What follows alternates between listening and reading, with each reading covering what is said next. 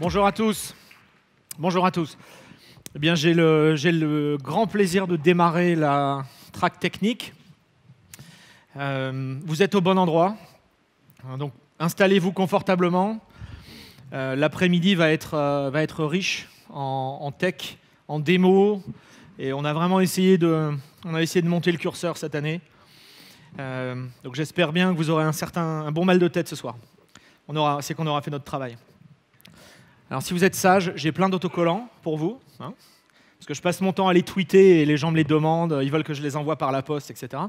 Donc, j'ai pas tout à fait le temps de faire ça, mais vous pourrez venir les chercher tout à l'heure. Okay.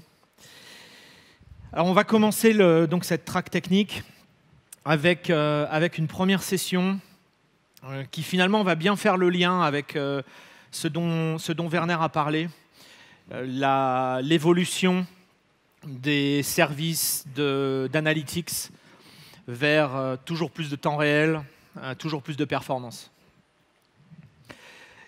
Et donc on va confronter aujourd'hui 4 services. Hive, donc sur EMR, Spark et spécifiquement Spark SQL, toujours sur EMR, Athena, dont Werner a parlé tout à l'heure, donc service lancé à reInvent, et l'extension de Redshift qui s'appelle Spectrum, dont Werner a également parlé tout à l'heure. Donc finalement, on a un panorama des différents services d'analytics qui sont disponibles sur AWS. Et vous allez voir qu'au fil de notre étude et de nos benchmarks, eh bien, on va identifier un certain nombre de différences. Donc voilà les 4 services qu'on va tester. Alors, dans tout combat, il y a des règles. Les voici. Donc la première règle, c'est on va utiliser le même dataset, dont je parlerai tout à l'heure. On va utiliser SQL, pour des raisons que j'expliquerai tout à l'heure. Et on va utiliser les mêmes requêtes SQL sur les 4 services. Okay. L'objectif, c'est vraiment de partir d'un use case et de voir comment les 4 services réagissent. Ensuite, on va utiliser le même format de données. Okay. Donc on en parlera là aussi tout à l'heure. Pas de différence sur le format. On va mettre les données au même endroit. Vous pouvez à peu près deviner où. S3, comme dirait quelqu'un. Il est parti, je peux me moquer, ça y est. Et puis on n'est pas du tout enregistré, donc je peux me moquer. Tout va bien. Et puis on va laisser ces 4 services dans ce que j'appelle le vanilla setup, c'est-à-dire on les utilise, voilà, out of the box, pour parler français. On ne les utilise pas dans un contexte d'optimisation démente. On les utilise tels quels. On démarre les services et on les utilise. Voilà. OK ? Alors, on va balayer rapidement les 4 services que j'ai mentionnés pour vous les remettre en tête. Donc, le premier, c'est Amazon Elastic Map Reduce, EMR.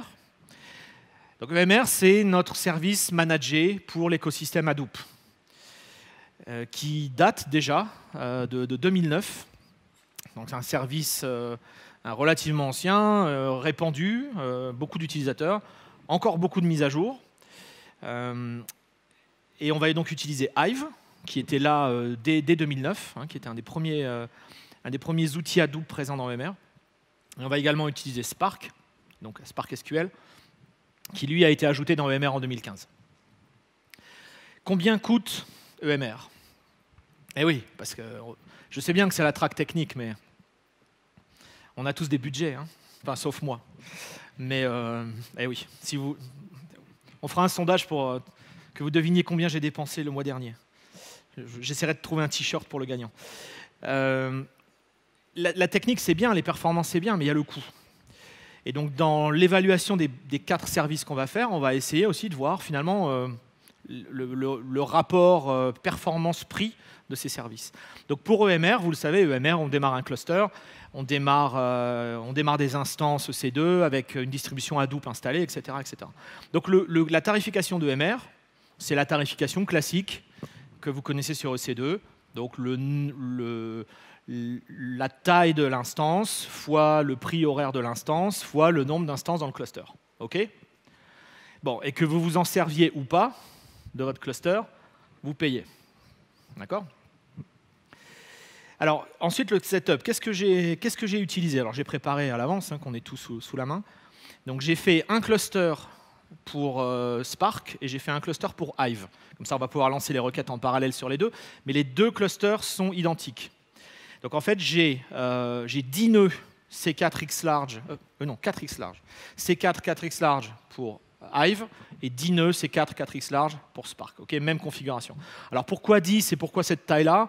Parce que je ne voulais pas non plus en mettre 100. Qui a un cluster Hadoop de 100 nœuds dans EMR? Voilà. Okay, donc ça répond à ma question. Donc je voulais mettre dans des circonstances réalistes d'utilisation. Et 10 nœuds, bon voilà, c'est un cluster raisonnable, c'est plus qu'un jouet, mais ce n'est pas encore quelque chose de monstrueusement puissant et monstrueusement cher. Okay, donc, et puis c'est 4x large, il y a beaucoup de mémoire, c'est voilà, quand même des bonnes machines. Donc je me suis dit, ok, c'est un cluster raisonnable pour faire de la prod sur Hive et sur EMR.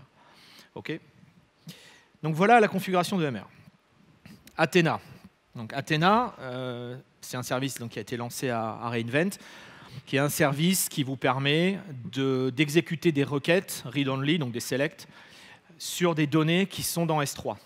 Okay, sans avoir à les ingérer, à les charger, à les transformer, à les convertir, à les compresser, à faire de l'ETL, à faire tous ces trucs-là. Donc un service pour les fainéants comme moi, c'est parfait. C'est un service qui est basé sur Presto, projet open source que vous connaissez sûrement. Presto était déjà disponible dans EMR. L'avantage d'Athena, c'est que c'est un service qui est entièrement managé. Okay, donc vous ne gérez aucune infrastructure, vous ne créez aucun cluster. Vous vous contentez de créer une table, avec la syntaxe Hive d'ailleurs, une table qui va définir les données qui sont hébergées dans S3, et c'est tout. Et puis ensuite, vous passez vos requêtes. Okay, donc, un peu à l'instar de DynamoDB, où vous créez une table et vous faites put et get, eh bien, avec Athena, vous créez une table qui correspond aux données qui sont dans S3, et puis vous faites des selects. Okay, donc, aucun travail. Quant à la tarification, donc là, c'est différent de MR. Là, on va facturer au volume de données scannées. Donc, à chaque requête, on va calculer combien de données ont été scannées, et puis on va faire une règle de 3, sachant que le coût est donc de 5 $ par terabyte scanné. Okay, ce qui veut dire que si on trouve des moyens de moins scanner, on paye moins cher. On y reviendra tout à l'heure. Troisième service, enfin quatrième déjà, puisqu'on a déjà parlé de Spark. Donc quatrième service, Spectrum, donc le plus récent, qui a été annoncé en février. Donc Redshift, vous le connaissez certainement, c'est notre data warehouse. Donc c'est le principe d'un data warehouse. On crée un cluster, on a du stockage local, on a des requêtes qui sont exécutées en parallèle sur les différents nœuds.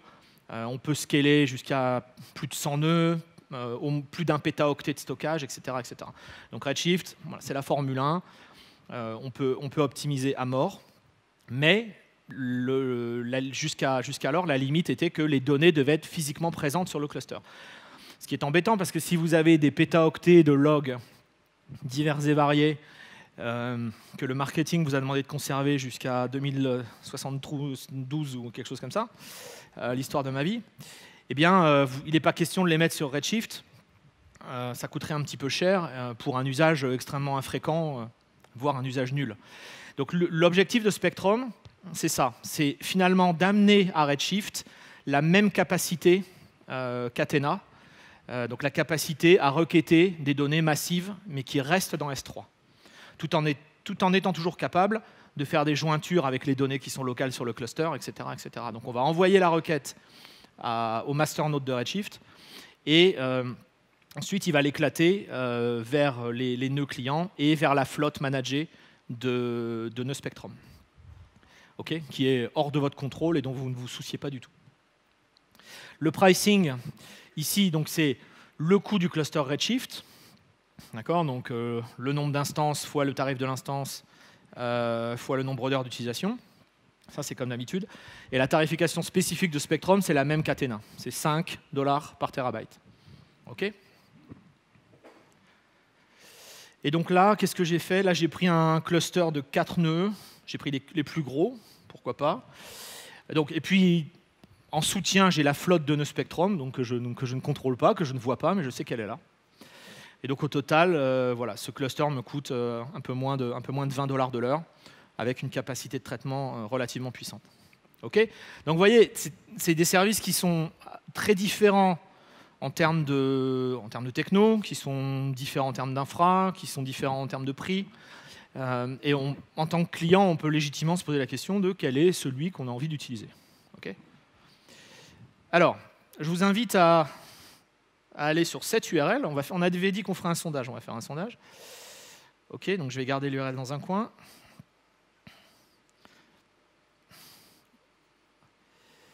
OK. Donc je vais démarrer le sondage. Voilà, donc si vous allez sur cette URL-là, vous devez voir la page de sondage qui s'affiche. On va essayer.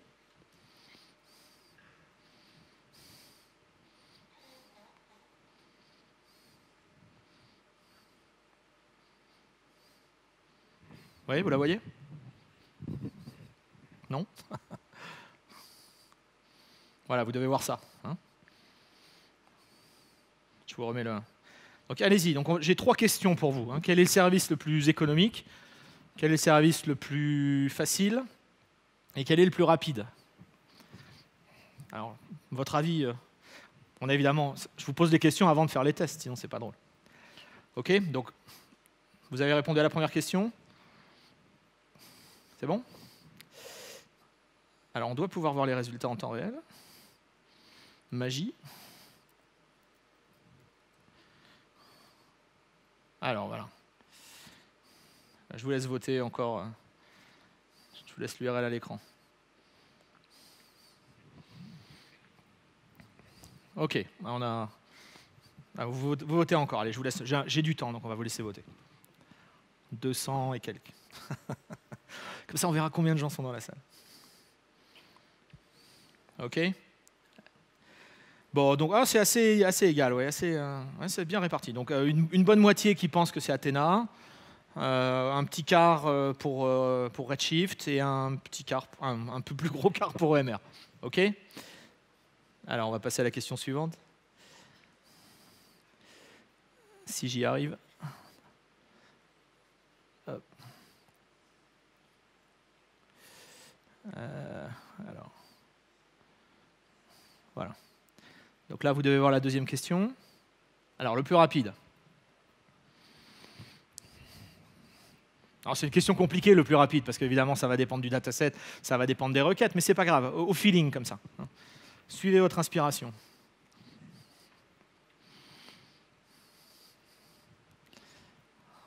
OK. Bon, là, il y a moins d'ambiguïté, là. Donc, Werner a bien vendu Spectrum. Bon, et Hive, ouais, moins. OK. Bon, donc une grosse majorité pour Spectrum. Et, allez, troisième question. Alors, le plus simple, dans le sens, voilà, le plus simple à mettre en œuvre. Voilà. Vous avez des datas, vous avez une question, vous voulez une réponse. Quel est le service qui va vous donner la réponse le plus simplement possible sans avoir à manipuler beaucoup d'infrastructures? OK. Bon, la sagesse populaire s'exprime, c'est bien. OK, donc si on résume, donc le plus simple pour vous, c'est Athena. Le plus rapide, très nettement, ça serait Spectrum. Et le plus économique, bon, c'était une bonne moitié pour Athena, et puis bon, à parts égales pour le reste. OK, très bien. Merci pour vos votes. Alors, j'ai pas de questions sur combien est-ce que j'ai dépensé le mois dernier sur AWS. Mais on pourrait la rajouter. Alors, quel est le dataset qu'on va utiliser? Donc, je vais utiliser un dataset qui a un nom un peu barbare, qui s'appelle GDELT. Donc, GDELT, ça veut dire Global Database of Events, Language and Tone. C'est un dataset qui remonte à 1979, qui est mis à jour quotidiennement, et qui contient tous les événements politiques, diplomatiques, sociaux, militaires, enfin géopolitiques, etc., qui sont rapportés dans la presse. Donc à chaque fois qu'un site qu'un site de médias, un site d'information publie une histoire sur tel président a passé un coup de fil à tel président pour l'inviter à jouer au golf la semaine prochaine. Voilà, c'est digne tout à fait d'intérêt ce genre d'information. Et donc ça va rentrer dans ce dataset. Okay, donc on va regarder quelques exemples. Donc les événements, donc il y a une 60aine de colonnes. C'est assez fouillé, il y a pas mal d'informations. Il y a donc qui sont les protagonistes, quelle est leur localisation géographique, quel est le code de l'événement, est-ce que c'était un coup de fil, est-ce que c'est une guerre thermonucléaire. Alors, il y a effectivement ce code, j'ai vérifié, je vous rassure, il n'y a pas d'événement qui correspond à ce code depuis 1979. Bon, je pense qu'on l'aurait remarqué, c'est plutôt rassurant. Donc, beaucoup d'informations comme ça, et c'est un dataset qui est complètement plat, qui est dans des fichiers CSV. Donc, tous les jours, il y a un nouveau fichier CSV qui est livré. Et vous pouvez trouver ce dataset dans un bucket S3, il est hébergé par AWS. Okay, donc, vous pouvez l'accéder directement à cette adresse-là et vous en servir. Okay, donc, qu'est-ce qu'on va faire? On va prendre ce dataset, je l'ai chargé, okay, dans une seule table, parce que pourquoi se compliquer la vie? Il y a environ 450 millions de lignes, pour un total à peu près de 150 gigas, alors ça change évidemment tous les jours. Bon, et puis il y a des petites tables de référence avec les codes des pays, les codes des événements, etc. Mais c'est vraiment très très mineur. La volumétrie est vraiment dans cette table-là. Alors je me suis dit, bon, on peut faire ça. Maintenant, manipuler du CSV quand même, on est en 2017. Bon, je comprends bien que ce soit un format simple à manipuler, mais ce n'est pas forcément le plus performant. Donc je me suis dit, on devrait essayer de faire quelque chose de plus... On veut mettre en avant la performance de ces services, donc on va essayer de faire un truc un peu plus intelligent. Donc je me suis dit, on va utiliser des formats colonnes. Okay, alors, je pars du principe que tout le monde n'est pas familier de ce que c'est qu'un format en colonne, donc permettez-moi d'y revenir 30 secondes. Donc dans une base de données traditionnelle, relationnelle, on va stocker les données en ligne. Okay, c'est l'exemple du haut. Donc une ligne d'une table va être écrite de manière séquentielle sur un bloc disque. Okay, donc quand on veut lire cette ligne en entier, c'est très bien, mais vous le savez bien, en pratique, quand on fait de l'analytics, on ne s'intéresse pas tellement aux lignes, on s'intéresse plutôt aux colonnes. C'est-à-dire qu'on a envie de sélectionner peut-être 2 ou 3 colonnes sur un très très grand nombre de lignes. Et on n'a absolument pas envie de sélectionner les 58 colonnes ici dans mon dataset. J'ai envie de savoir qui a téléphoné à qui de telle date à telle date. Bon, ok, voilà, c'est 3 colonnes et je n'ai pas envie d'aller chercher les 59 colonnes. Donc, les 59 colonnes. Donc, si j'écris mes données en ligne comme ça, je vais être obligé d'aller lire des tonnes de données. Je vais être obligé d'aller lire des blocs disques qui ne me servent à rien. Okay, je vais lire de la data qui correspond à des colonnes dont je n'ai pas besoin pour ma requête. Et donc, c'est des I/O superflus et ça dégrade ma performance. Si j'utilise des formats en colonne, donc si je stocke mes données en colonne, cette fois, je vais écrire de manière consécutive, non pas les lignes, mais les colonnes. Ce qui veut dire que quand je fais un select sur 3 colonnes, je n'ai besoin de lire que les blocs disques qui correspondent à ces 3 colonnes. Donc je vais minimiser mes I/O, et moins d'I/O, plus de perf. Okay, deuxième avantage de faire ça, c'est que si j'utilise de la compression sur mes données, si je compresse sur le même bloc disque, eh bien ma compression va être beaucoup plus efficace, puisque les données qui sont à l'intérieur d'un bloc disque, elles sont de la même nature. Vous voyez sur l'exemple qui est là, sur l'exemple du haut, sur mon bloc disque, j'ai des chiffres, des chaînes de caractères, enfin j'ai des trucs très différents qui ne représentent pas la même chose. Donc ma compression ne va pas être pertinente. Sur l'exemple du bas, j'ai des données qui sont homogènes. Bon, ici, ça pourrait être ici c'est des chiffres, mais ça pourrait être des chaînes de caractères, des noms de rues, des états, etc. Et donc là, si je fais une compression par dictionnaire ou tout autre type de compression, ça va être beaucoup plus efficace parce que les données sont homogènes. Okay, donc la combinaison des deux, la combinaison du format en colonne et de la compression, ça va me permettre de réduire massivement mes I/O et d'aller plus vite. Et pour les services comme Athena ou Spectrum, qui sont facturés au volume de données scannées, on voit tout de suite l'impact. Si je fais un full scan sur mon dataset, dans le cas CSV non compressé, je vais tout scanner, donc à peu près 140 gigs. Ça va me coûter 13 cents pour cette requête. Si j'utilise un format en colonne comme Parquet, hein, il y a deux grands formats en colonne, qui sont Parquet et Orc. Donc c'est bonnet blanc et blanc bonnet. Hein. Il y en a un qui vient de Cloudera et l'autre qui vient de Hortonworks. Donc quand on a dit ça, on a tout dit. Pour moi, c'est très très similaire. Donc qu'on utilise l'un ou l'autre avec de la compression et on arrive à réduire le volume de données scannées d'un facteur, vous voyez, pratiquement 60. Donc 60 fois moins de données lues. Donc une perf évidemment nettement supérieure et puis un coût minime. Okay. Alors comment est-ce qu'on convertit d'un format traditionnel CSV ou autre vers Orc ou Parquet? Alors la solution la plus simple, c'est d'utiliser Hive pour le coup. Donc vous démarrez un cluster EMR avec Hive. Vous créez une table qui va pointer sur vos données CSV dans S3, donc une table externe. Vous créez une autre table externe avec exactement le même schéma, mais le format colonne qui pointe également dans S3, et puis vous faites un insert from select, et puis c'est tout. Donc il y a deux create table, un insert from select, vous attendez 5 minutes, et vous avez converti vos données au format colonne. La procédure exacte est sur le site. OK? Donc c'est pas très compliqué.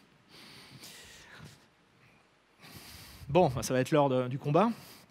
Vous voyez, désolé, j'aime bien les années 80, tous ceux qui n'étaient pas nés à l'époque ne peuvent pas comprendre, mais bon, j'en vois qui rigolent, donc ça va, il y a des fans. OK? Alors, voilà le petit tableau qu'on va remplir. Donc, on va exécuter toutes ces requêtes. Et puis, on va mettre les temps. Et puis, on va voir ce qui se passe. Et puis, on va voir si vos pronostics étaient les bons. C'est parti.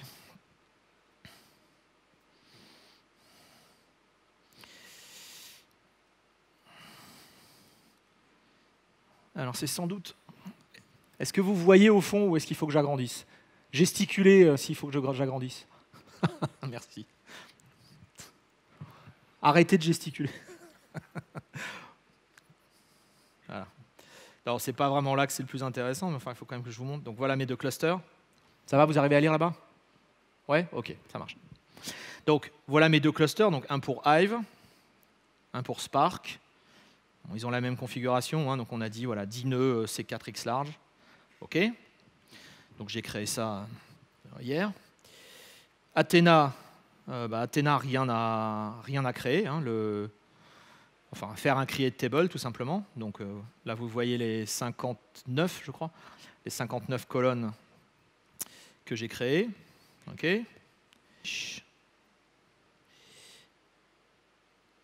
Et voilà, ça.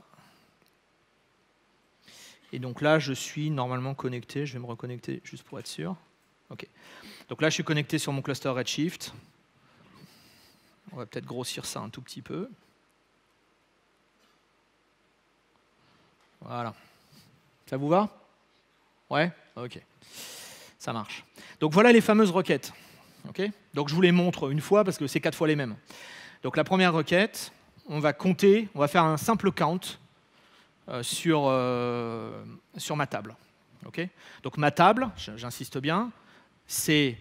à peu près 140 ou 150 fichiers Parquet compressés qui sont dans S3. Okay, donc les données sont dans S3, au même format, au même endroit, et les 4 backends vont aller les chercher là-dedans. Donc je fais un count. Okay. La deuxième requête, je vais chercher parmi tous les types d'événements, donc il y a 300 catégories d'événements, quels sont les 10 événements les plus fréquents. D'accord, et là, je le fais sur toute la volumétrie. Ensuite, je vais compter le nombre d'événements qui concernent Barack Obama par année. Oui, j'ai pris Barack Obama parce que c'est moins polémique. Si je prends des Français, tout ça, on va encore m'accuser. Et puis la dernière, qui est plus lourde, où je vais compter... tous les événements qui concernent Obama-Poutine ou Poutine-Obama. Hein, parce qu'il y a une notion de acteur 1, acteur 2. Donc tout ce que Barack Obama a dit ou fait sur Poutine est réciproquement. Okay, et puis on va trier ça par catégorie d'événements. Donc voilà les requêtes. Donc ce sont les mêmes requêtes sur les 4. Je ne vous les montre pas 4 fois, ce n'est pas la peine. Alors il y a quand même une petite nuance. Il y a une des requêtes qui ne passe pas sur Hive. Voilà. no comment. Donc il a fallu que je la change un tout petit peu, bon, mais ça, je la réécrive un tout petit peu, ça ne change pas les performances. Mais voilà, par honnêteté intellectuelle, je voulais quand même le préciser. Puis je trouve intéressant que le seul back-end sur lequel ma requête passe pas, ce soit Hive. Enfin ça, c'est l'histoire de ma vie. OK? On est parti? Donc ici, est-ce que vous arrivez à lire? Ouais.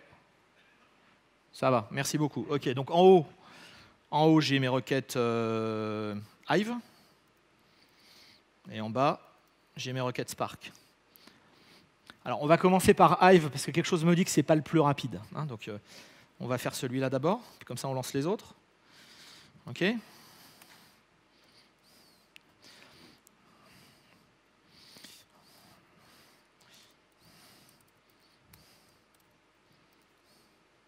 Ça démarre? OK, voilà.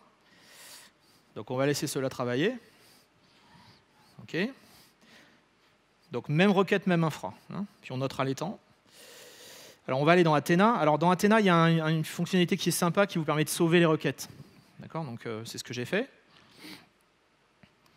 Donc première requête. La voici. On va dézoomer un chouïa. Run.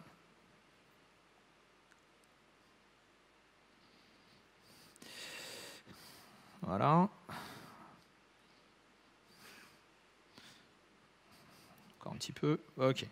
Et puis on va faire Spectrum. OK. Alors, voilà, Spectrum 2 secondes 2.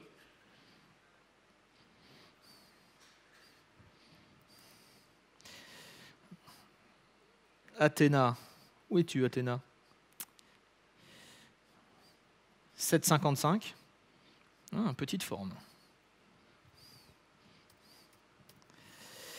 Hive, on verra plus tard. Et Spark, voilà, vous l'avez là, 15 secondes 5.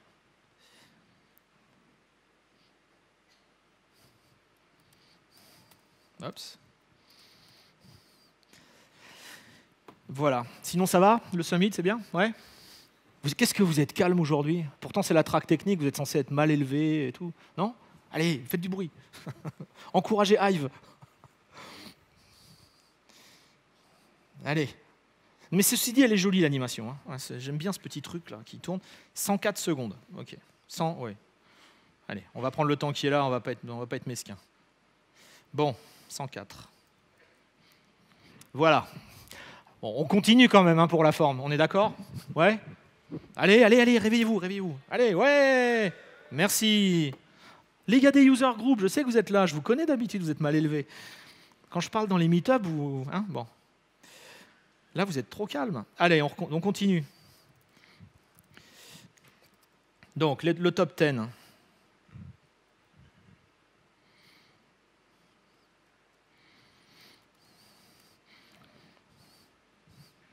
Ça va, personne ne se lève en courant en disant non que je dis du mal de Hive. Parce qu'il y a toujours quelqu'un qui se fâche quand je fais ça. Quand je fais cette présentation. Oui, mais c'est pas le bon use case pour Hive. Oui, d'accord. Mais... y a-t-il un bon use case pour Hive? Run. Ah, ça y est, je troll, ça commence. Je n'ai pas pu me retenir. Alors, toc. Alors, on va attendre là parce que généralement, ça va vite.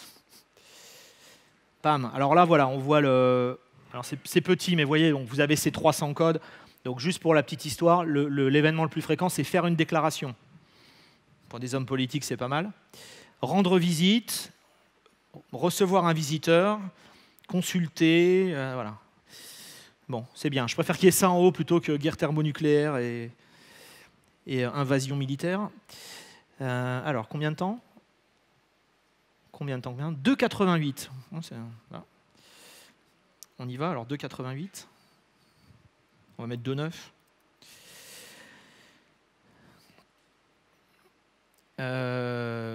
Redshift 3,3.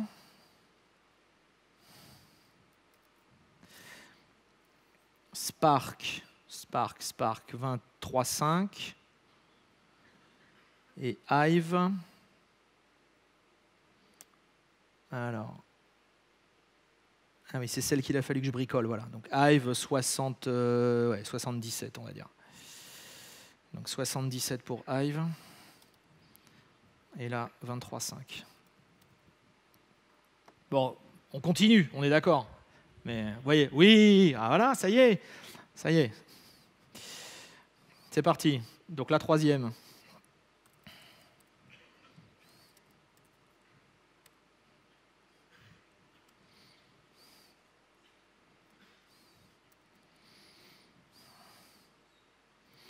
Athéna.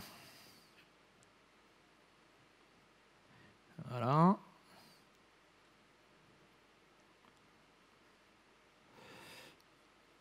Run. Redshift. Bon. Alors, Redshift 2,9. Athéna 2,16. On va devoir mettre les décimales là. Spark mon ami, 18,7. Et Hive, on verra.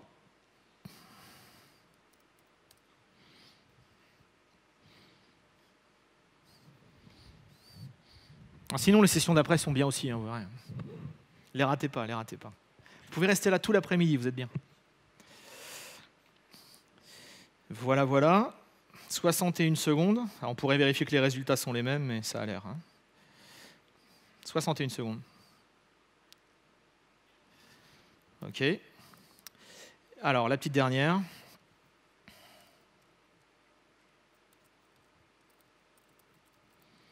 « 0,4 ». Donc, les événements Obama-Poutine. La même sur Spark.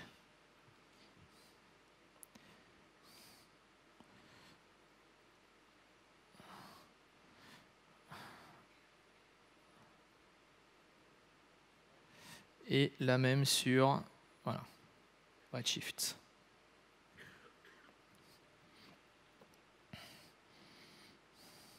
Alors 3.4, 3.03. Je vous expliquerai un truc après. Ah là, c'est pas fini, dis donc. Bah alors, Spark, que fais-tu?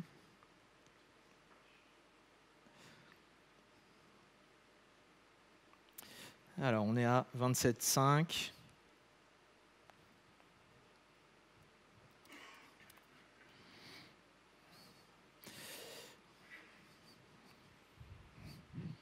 Puis il y a le lunch après, hein, n'oubliez pas. On va manger. Dépêche-toi, arrive, on veut manger. Magnifique. 68 secondes.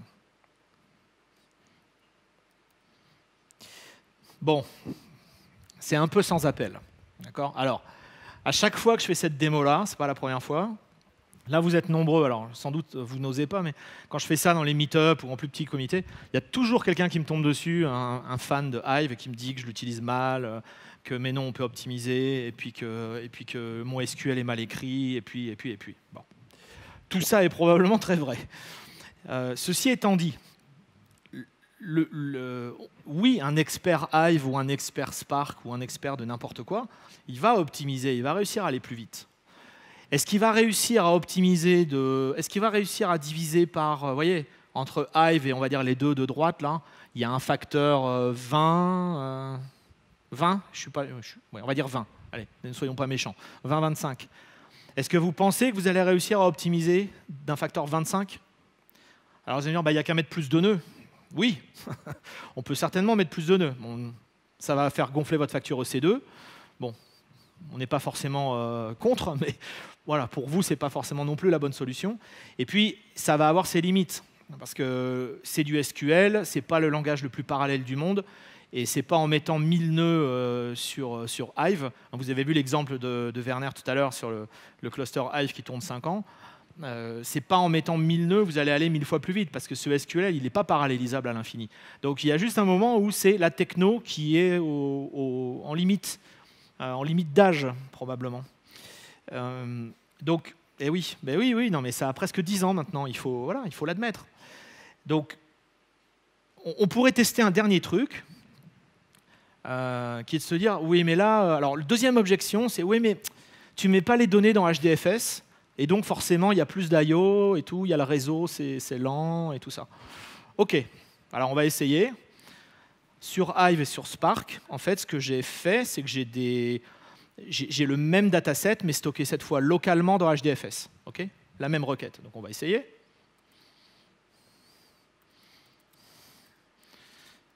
Et on va voir ce que ça donne.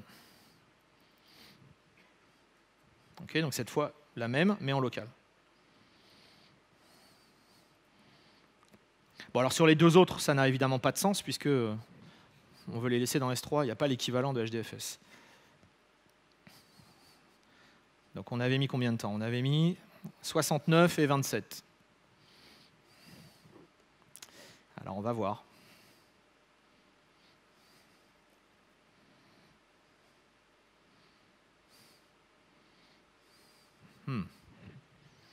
Ça va un peu plus vite, mais non. Je suis fasciné par tous ces trucs-là. Si seulement je savais ce que ça voulait dire. Alors, 33 secondes et 22.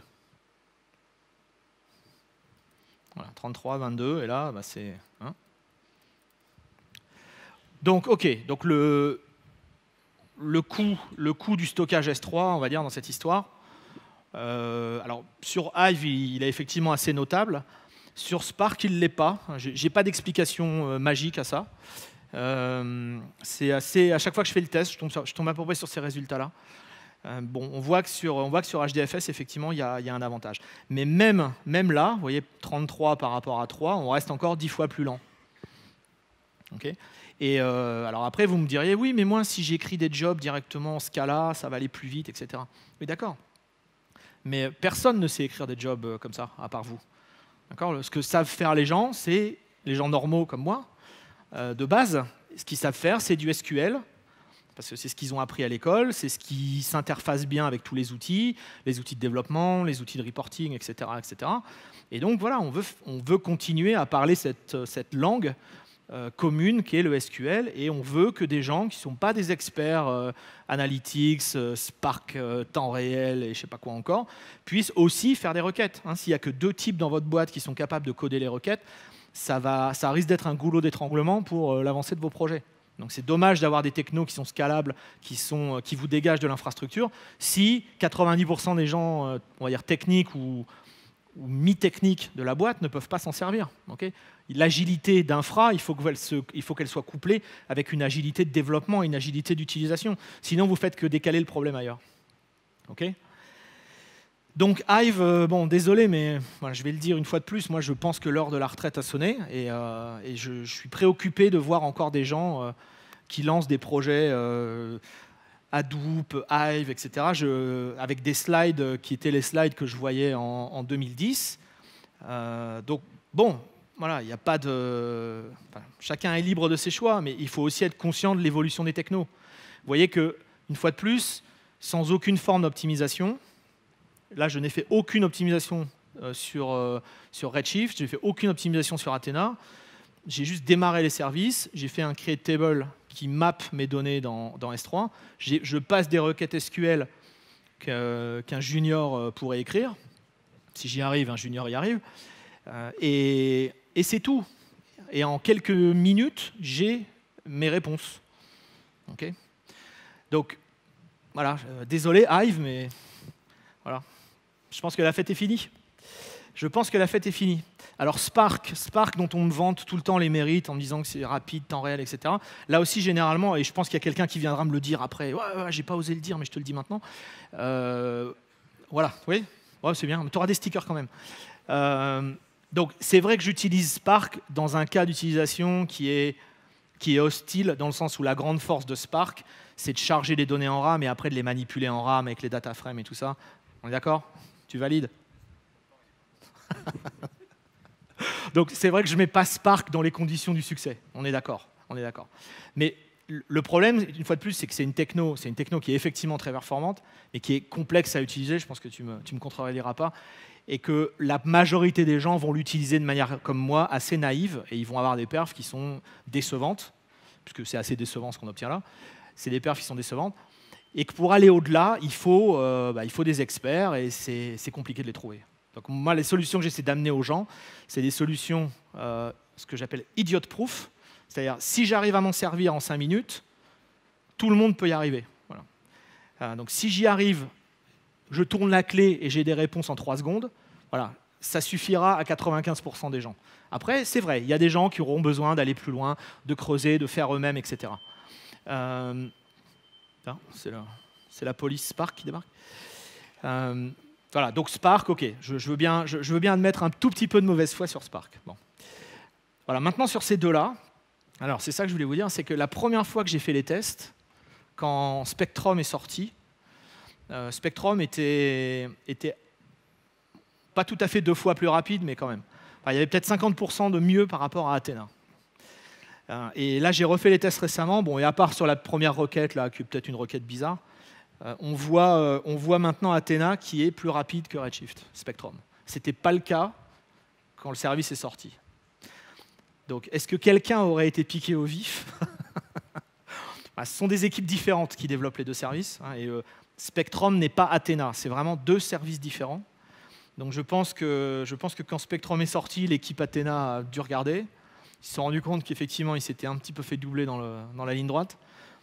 Et là, Athena, depuis je sais pas, quelques semaines, ou tout ça, sans que j'ai aucune explication, est effectivement revenu dans la course. Bon.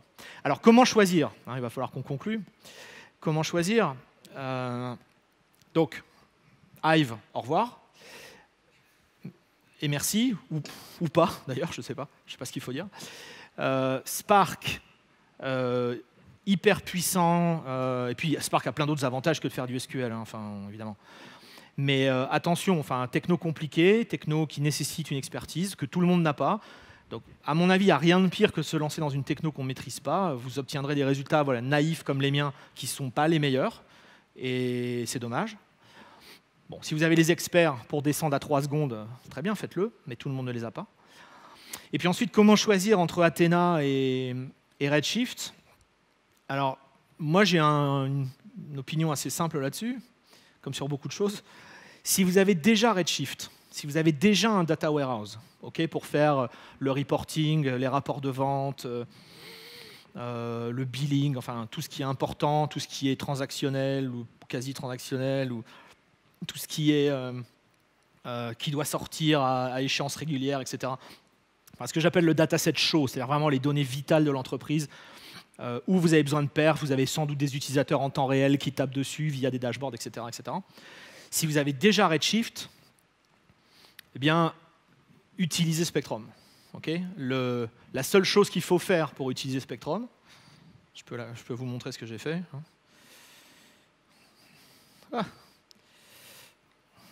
On va juste vous le montrer pour que vous voyez un peu le truc. Voilà. Donc tout ce que j'ai fait pour utiliser Spectrum, c'est ça. Donc j'ai créé un schéma et je fais ce fameux create external table, external parce que les données sont dans S3. Et puis là, j'ai mes 59 et quelques colonnes.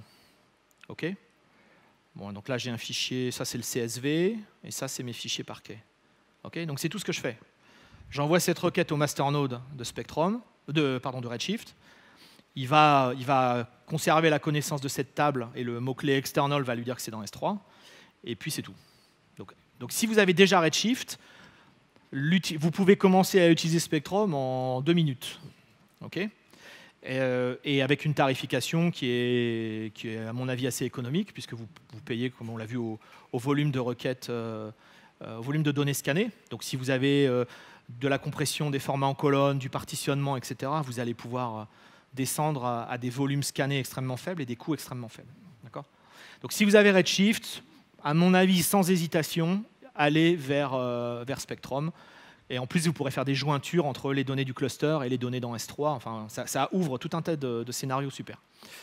Si vous n'avez pas Redshift parce que vous n'avez pas besoin de data warehouse, ou vous avez un autre data warehouse legacy, voilà, on va dire ça. Werner n'a pas donné de nom, donc je vais me retenir d'en donner aussi.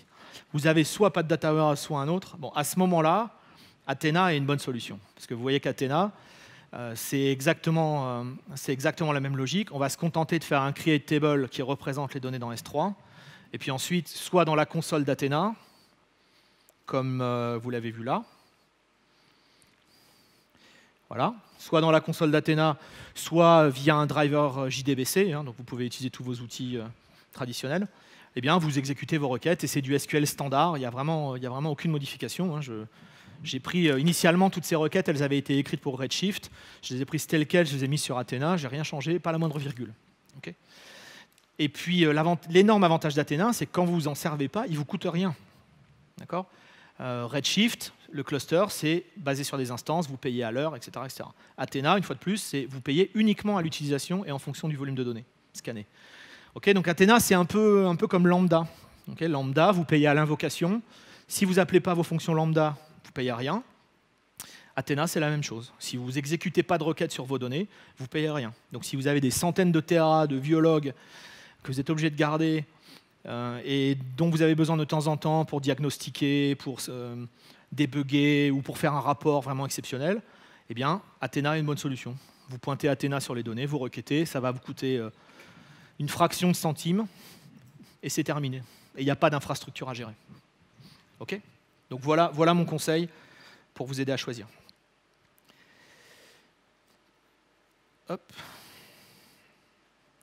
Voilà, bah écoutez, j'en ai fini. Je vous remercie beaucoup de m'avoir écouté. Ne sortez pas de la salle, si, pour manger peut-être.